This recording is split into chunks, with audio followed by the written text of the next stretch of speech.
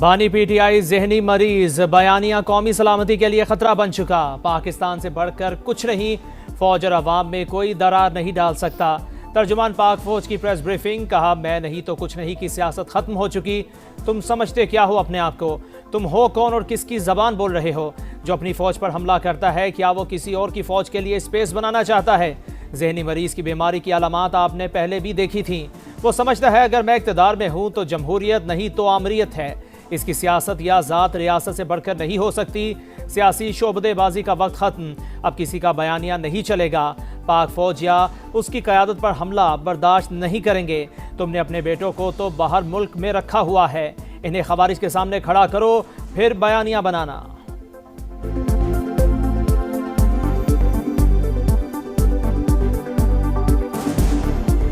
हमारे और आपके दरमियान ये अपनी सियासत से फर्क डाल सकता है? कभी भी नहीं डाल सकता। इसका बाप भी नहीं डाल सकता। ये कुछ भी कर ले। बात कौन, तुम होते कौन है ये बात करने वाले? भेजो अपनी औलाद को इस फौज में, उनको तो तुमने बाहर रखा हुआ है, भेजो इस फौज में और खड़ा करो ख्वारिज के आगे, खड़ा करो हिंदुस्तान के आगे जिनकी तुम सहूलतकारी कर रहे हो। इस शख्स से जब कोई मिलता है, ये बयानिया चलता है, ये जो दो मेन अकाउंट है, एक ये जो जमात का अकाउंट है और एक इंसाफ का, ये जो नार्सिस्ट है इसका अपना अकाउंट। अब घुसता है इनका सबसे बड़ा फैसिलिटेटर इंडियन मीडिया और फिर पिक करता है इंटरनेशनल मीडिया। ये जो इंडियन मीडिया, अफगान मीडिया ये जो चला रहा है, ये कलूजन है कि हम इधर से बयानिया बनाएंगे, आप इसको उठाएंगे, क्योंकि आपका और हमारा मकसद एक है, हमारा दुश्मन एक है, पाकिस्तान की अफवाज, उसकी लीडरशिप। ज़हनी मरीज असल बयानिया देता है, बेनामी अकाउंट्स आगे फैलाते हैं। रॉक के अकाउंट्स उनके ट्वीट और बयानिए को रिपोस्ट करते हैं। खारिजियों का सहूलतकार अफगानी मीडिया भी बयानिया फैलाता है। इसके बाद इंटरनेशनल मीडिया भी इसी बयानिए को उठा लेता है। तर्जुमान पाक फौज के मुताबिक बानी की बहन भारतीय मीडिया पर बैठकर पीटीआई को हमला करने का कह रही हैं। वज़ीर आला केपी की गुफ्तगू इंडियन मीडिया पर चल रही है। चीफ ऑफ डिफेंस फोर्सेस के नोटिफिकेशन पर झूठ का सैलाब आ गया। क्या ये आज़ादी इज़हार राय है? उनकी पार्टी से पूछे तो कहते हैं हमें नहीं पता बयानिया कहां से चलता है।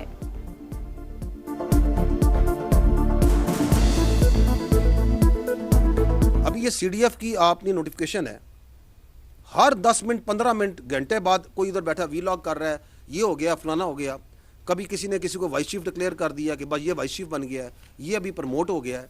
और यार तुम्हें क्या ऑब्सेशन है फौज के साथ? सीडीएफ की नोटिफिकेशन के ऊपर तो एक सैलाब था झूठ का और प्रोपेगेंडे का जो इन्होंने शुरू किया हुआ। ये आज़ादी इज़हार राय है। दहशतगर्द बच्चों को शहीद कर रहे हैं, ये कहता है बात करो।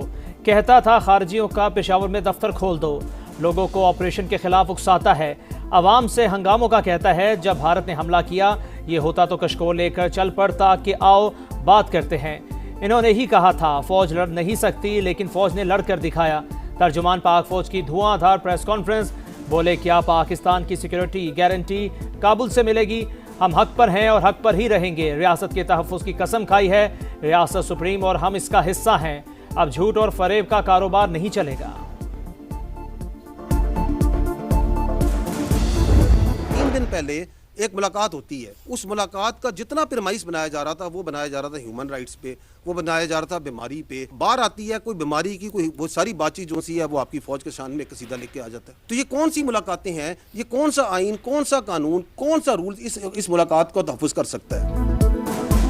एक मुलाकात को इंसानी हुकूक और बीमारी से जोड़ा गया। मुलाकात के बाद बीमारी का जिक्र तक नहीं था। ये कौन सा कानून है जिसमें मुजरिम से मुलाकात को अपना हक कहा जाए? उनके पास एक सूबे की हुकूमत है, इस पर क्यों बात नहीं करते? मुनशियात और दहशतगर्दी के गठजोड़ पर बात क्यों नहीं करते? डीजीआई एसपीआर के सवालात, बोले सियासी सरपरस्ती में दहशतगर्दों की सहूलतकारी की जाती है। क्राइम और सियासी गठजोड़ के खिलाफ जाने वालों पर हमला कर दिया जाता है। टेरर क्राइम, मुनशियात, नॉन कस्टम पेड गाड़ियों और अगवा बराए तावान समेत बेतहाशा चीजों पर मुश्तमिल है। दहशतगर्दी से छुटकारे के लिए नेशनल एक्शन प्लान पर अमल दरामद लाजिम। गवर्नर आज का फैसला हुकूमत का होता है, हमारा कोई लेना देना नहीं।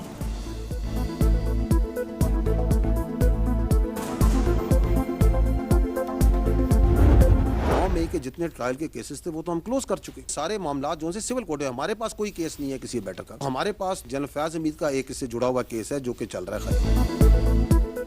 9 मई अफवाज पाकिस्तान का नहीं, कौम का मुकदमा। मनसूबा साजों के मुकदमा फौजी अदालतों में नहीं, हम तमाम मुकदमा बंद कर चुके।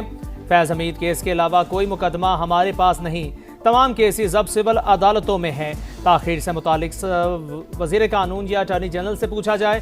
समा के सवाल पर तर्जुमान पाक फौज का जवाब, कहा कोई भी मुल्क अपनी अफवाज के शोहदा की यादगारों पर हमलों की इजाजत नहीं देता। अफवाहें फैलाने वाले शर्म करें, कौम से माफी मांगे। वफाकी वज़ीर इत्तलात अता तारर कहते हैं फील्ड मार्शल की बतौर चीफ ऑफ डिफेंस फोर्सेस तकर्री से मुल्क का दिफा मजीद मजबूत होगा। दुश्मन अब पाकिस्तान के स्ट्रक्चरल तब्दीलियों से घबराएगा। तमाम फोर्सेस की एक मुतफिका कमान होगी।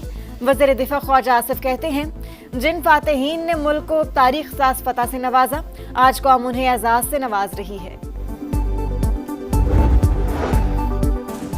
खैबर पख्तूनख्वा काबीना ने 9 और 10 मई के केसेस खत्म करने की मंजूरी दे दी। वजीर आला सुहेला अफरीदी की ज़ेर सदारत इजलास 9 मई वाक़यात की तहकीकात के लिए कमेटी तश्कील देने की भी मंजूरी। खैबर पख्तूनख्वा में 300 से ज़्यादा मुकदमात दर्ज हुए। PTI वज़रा समेत अरकान कौमी और सूबाई असम्बली भी नामजद।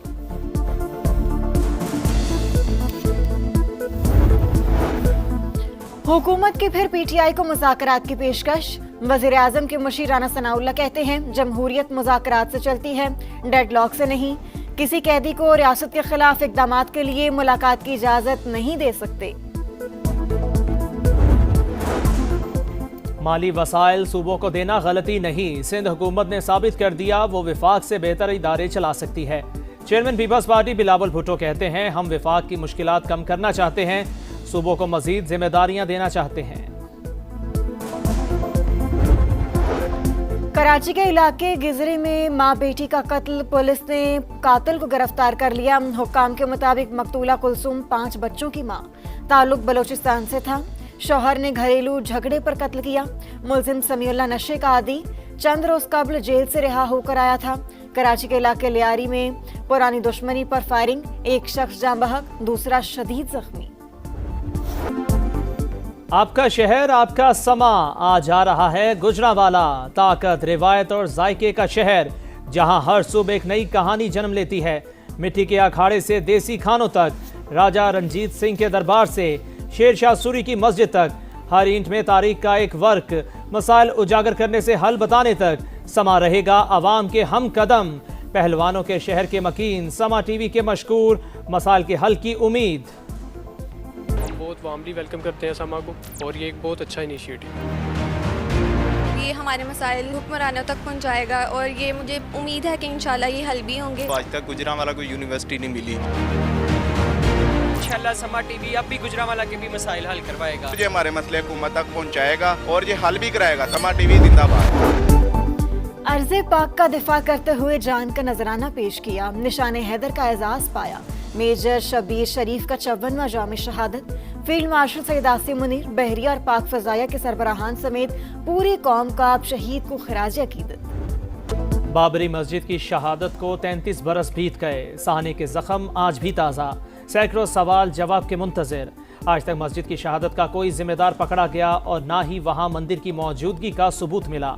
BJP और RSS के दहशतगर्दों ने दिन दिहाड़े बाबरी मस्जिद पर धावा बोला।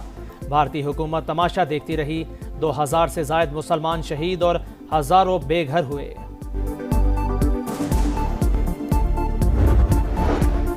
जंग बंदी के अगले मरहले में भारी हथियार छोड़ने के लिए तैयार हैं। गजा की हुक्मरानी से भी दस्तबरदार होंगे। हमास के सीनियर रहनुमा की अरब मीडिया से गुफ्तगू। रफा बॉर्डर एकतरफा खोलने के ऐलान पर मुस्लिम ममालिक को तशवीश।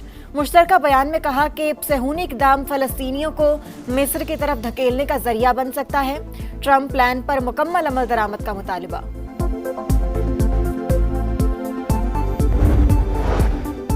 गैर मुल्की खतरात से निपटने का मिशन। खलीज फारिस में ईरान की फौजी मशकें, क्रूज और बैलिस्टिक मिसाइल के तजुर्बात, ड्रोन्स के जरिए फर्जी अहदाफ को निशाना बनाया। पासदानाने इनकलाब के मुताबिक दुश्मन हमारे मफादात को नुकसान पहुंचाएगा तो हम किसी हिचकिचाहट का शिकार नहीं होंगे। अमेरिका और यूक्रेनी हुक्काम का सिक्योरिटी इंतजामात के फ्रेमवर्क पर मुत्तफिक। मुज़ाकरात आगे बढ़ाने के लिए कल दोबारा इजलास होगा।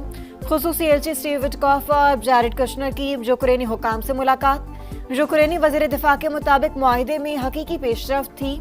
मुमकिन है जब रूस तवील मुद्दती अमन के लिए संजीदगी दिखाए। अव्वलीन तरजीह आज़ादी और खुद मुख्तारी के तहफ़्फ़ुज़ के साथ अमन मुआहिदा है।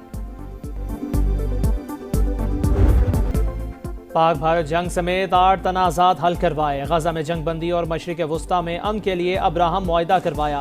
Federation of international football federation अमरीकी सदर डोनाल्ड ट्रंप की काविशों की मौतरफ। वर्ल्ड कप ड्रॉज की तकरीब में सदर ट्रंप को पहले फीफा अमन अवार्ड से नवाज दिया। फीफा वर्ल्ड कप 2026 के ड्रॉज का ऐलान। वाशिंगटन में जगमगाती तकरीब, फनकारों के जलवे, 48 टीमें, 12 ग्रुप्स, 104 मैचेस और 1 ताज। मेगा इवेंट अगले साल 11 जून से 19 जुलाई तक अमेरिका, मेक्सिको और कनाडा में होगा। इफ्तिताही मैच 11 जून को मेक्सिको और जनूबी अफ्रीका के दरमियान खेला जाएगा। टाइटल फाइट 19 जुलाई को न्यूयॉर्क में शेड्यूल। बालाई इलाकों में मोतियों की बरसात। सयाहती मकाम नारान में हल्की बर्फबारी के बाद नज़ारे मजीद निखर गए। बाबूसर टॉप की शाहराह सयाहों के लिए बंद। सर्द मौसम के बायस कई मकामात पर वाटर चैनल और आबशारें जम गईं। पंजाब के कई शहर बदस्तूर फिजाई आलूदगी की लपेट में। कसूर, कहना 9 और नारोवाल में शरह 400 से तजावुज़। फैसलाबाद, खानेवाल, बहावलपुर और लोधरा भी शदीद मुतासिर। लाहौर 189 AQI के साथ दुनिया में 5वें नंबर पर। और लाहौर के जलानी पार्क में रंगों की बहार। शहरियों की बड़ी तादाद फूलों की नुमाइश देखने पहुंच गई। खूब हल्ला गुल्ला और एंजॉयमेंट, म्यूजिकल नाइट और स्नोफॉल ने मजा दुबाला कर दिया।